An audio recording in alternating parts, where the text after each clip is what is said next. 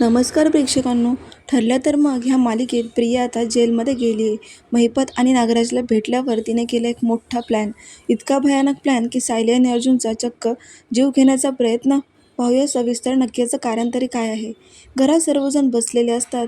अर्जुन आता सायलीने सांगितल्याप्रमाणे आता प्लॅन केलेला असतो.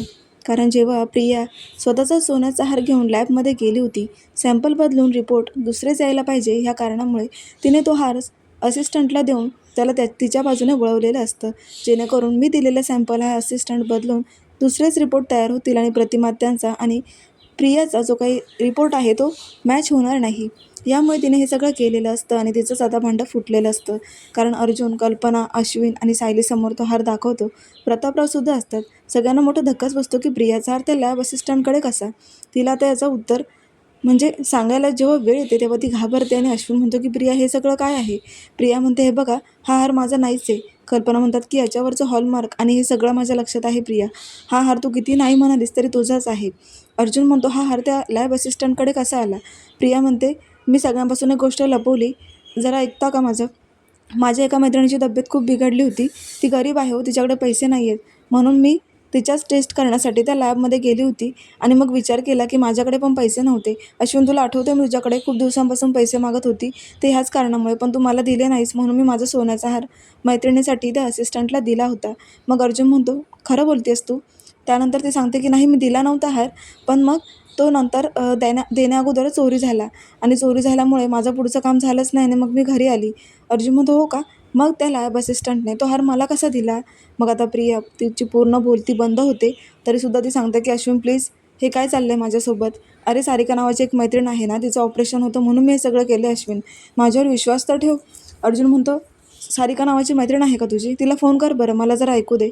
पण आता प्रिया म्हणते की माझ्यावर विश्वास ठेवा ना, फोन करायची काय गरज आहे. अश्विन म्हणतो प्रिया हे सगळं काय आहे. एकदा म्हणतेच हार असिस्टंटला दिला, नंतर म्हणते चोरीला गेला. हे सगळं काय चाललेलं आहे. तू माझ्यापासून हे का लपवलंस. प्रिया म्हणते की मला भीती वाटत होती अश्विन, प्लीज माझ्यावर विश्वास ठेव. यात माझा काही स्वार्थच नव्हता. मग अर्जुन म्हणतो हो का, चालेल. लॅब असिस्टंटलाच उद्या मी इकडे घेऊन येतो आणि त्याला विचारतो की नक्की हार चोरीला गेला होता की काय. मग तर प्रिया अजूनच घाबरते. आता तिला जेवताना ठसका लागतो आणि आता सगळेजण तिच्याकडे बघू लागतात. अश्विन म्हणतो की काय होतंय प्रिया, कारण ती पुरती घाबरलेली असते आणि तिला आता ठसका आल्यामुळे अश्विन तिला पटकन पाणी देत असतो आणि सांगतो की जेवण कर व्यवस्थित, एवढं टेन्शन घेण्याची गरज नाही आहे. पण अश्विनला अजूनही हे कळतच नाही आहे की प्रिया किती चालबाज आहे. ती काय काय करू शकते आणि कोणत्या थराला जाऊ शकते. आता सायली आणि अर्जुनने तिला चॅलेंज केले की लॅब असिस्टंटकडून आम्ही सत्य जाणून घेणार आहोत. म्हणून आता ही प्रिया खूप घाबरलेली आहे आणि प्रतापरावसुद्धा म्हणतात की प्रिया आत्तापर्यंत तू फक्त खोटंच बोलत आली आहेस आणि आज सुद्धा एवढं मोठं खोटं बोललीस ना, परत चूक पण मान्य करत नाही. हा हार तुझा असून सुद्धा आत्ता काय म्हणालीस की हार माझा नाहीच आहे. अगं हा हारावर फक्त तुझा हक्क आहे, त्याचं काय करायचं हा तुझा प्रश्न आहे. पण एवढं सगळं फिरून फारून बोलतेस ना, ते काही पटत नाही आहे मला. अश्विन पण प्रियाला ओरडतच असतो की खरंच प्रिया हे सगळं चुकलं आहे तुझं. तू निदान घरातल्यांना विश्वासात तर घे. तुझ्या मैत्रिणीला जर पैशांची गरज होती तर घरातल्यांसोबत तर बोल.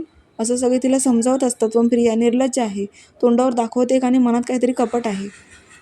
ती आता विचार करते की हे सायली आणि अर्जुन कुठपर्यंत पोहोचलेले आहेत. म्हणजे माझा ट्रॅप ते आता उघड करतीलच. मला माहिती आहे की मी प्रिया म्हणजे तन्वी रविराज किल्लेदार नाही आहे हे सत्य पुढे आणण्यासाठी सायली आणि अर्जुन रोज काहीतरी नवनवीन म्हणजे निर्माण करतात प्लॅन. आणि त्यामुळे ही प्रिया खूप घाबरली आहे. तिला असं वाटतं की मला कोणत्याही क्षणी हे लोक एक्सपोज करू शकतात. त्यामुळे आता मला अलर्ट व्हावं लागेल. पण आता माझ्याकडे पर्याय तरी काय आहे. त्या लॅब असिस्टंटबरोबर बोलायला पाहिजे. त्यानं असं केलंच कसं काय. काल मला तोंडावर हो म्हणाला आणि त्यांच्या बाजूने गेलाच कसं काय. म्हणून आता ही प्रिया, हिला काही झोप लागत नसते. ती आता बघून घेते की अश्विनला झोप लागली आहे. उठून लगेच त्या असिस्टंटला कॉल करत असते. पण आता हा असिस्टंट रिस्पॉन्स देत नाही आहे. त्याने तिचा एकही कॉल उचललेला नाही आहे आणि त्यामुळे ही प्रिया पूर्णपणे आता घाबरली आहे. ती म्हणते जर हा लॅब असिस्टंट असं करतोय म्हटल्यावर उद्या परत घरच्यांसमोर हेच येईल की तो हार मीच त्याला दिला होता सॅम्पल चेंज करण्यासाठी. आणि हे जर सत्य जेव्हा घरात येईल तेव्हा मात्र मी तन्वी किल्लेदार नाही आहे हे सुद्धा सत्य समोर येईल. त्यापेक्षा मी आता असं काहीतरी करते की जेणेकरून मला सायली आणि अर्जुनचं तोंड बंद करावं लागेल किंवा माझ्या आयुष्यातून कायमचं त्यांचं नावच पुसलं जाईल. आता ही मूर्ख प्रिया विचार करते की आजच्या आज मला जेलमध्ये जावं लागेल, कारण हे माझं काम सोपं करणारे महिपत आणि नागराज यांना मला हाताशी धरावंच लागेल. आणि म्हणूनच ती आता पुढचा मागचा विचार न करता लगेच आता जेलमध्ये गेलेले आहे. तिकडे पोहोचल्यावर नागराज आणि तिला महिपत म्हणतात की आज तू इकडे कशी काय आलीस, काय काम काढलंस. प्रिया म्हणत असते सुरुवातीला की काही नाही, आठवण तर येणारच ना, आपण एका टीममधले आहोत. तेव्हा आता नागराज म्हणतो की बोल बोल, काहीतरी बोलायचं आहे तुला. आणि मग आता प्रिया सांगते की माझं एक काम कराल, म्हणजे बदलीला बदली. मी तुम्हाला जेलमधून आत्ता येत्या 3 ते 4 दिवसात बाहेर काढणार आहे. पण मला चॅलेंज करा की तुम्ही बाहेर आल्यानंतर सायली आणि अर्जुनला जीवे माराल. कारण सायली आणि अर्जुनला मला आता फोटोज बघायचा आहे, त्यांना कायमचं संपवायचं आहे. कारण मी रविराज किल्लेदार नाही आहे, त्याचे पुरावे त्यांनी जमा केलेत आणि ते पुरावे नष्ट करायचे असतील तर मला सायली आणि अर्जुनला संपवावंच लागेल. पाहायला विसरू नका ठरलं तर मग. धन्यवाद.